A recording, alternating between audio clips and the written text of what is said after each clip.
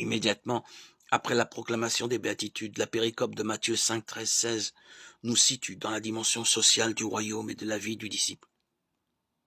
Elle est assez complexe du fait qu'elle se situe sur deux plans.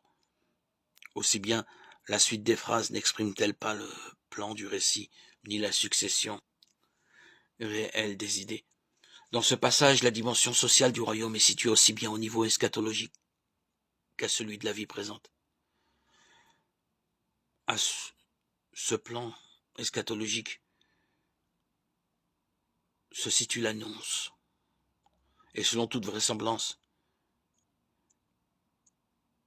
il est apparu dans la prédication initiale de Jésus. Cela semble logique, sinon évident.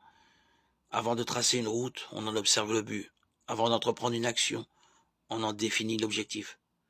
Pour faire la maquette d'un bateau, il faut d'abord observer le navire que l'on veut représenter, ou au moins ses plans. Qu'aurait-on pu saisir de la prédication de Jésus s'il n'avait dès lors, dès le début, annoncé le royaume éternel? Les attitudes que Jésus réclame de ses disciples ne se comprennent que s'il leur a été dit dans quel but il faut les adopter. En Jésus, Dieu nous invite en son royaume. La première nouvelle qui nous annonce, c'est l'existence de ce royaume et la place qui nous y est proposée. Vous êtes la lumière du monde, dit Jésus. Matthieu 5, 14. Personne ne peut penser sérieusement que cette parole s'applique à lui à titre personnel, comme s'il était la source de cette lumière. Ne peut être lumineux que celui qui réfléchit la lumière venant d'un autre.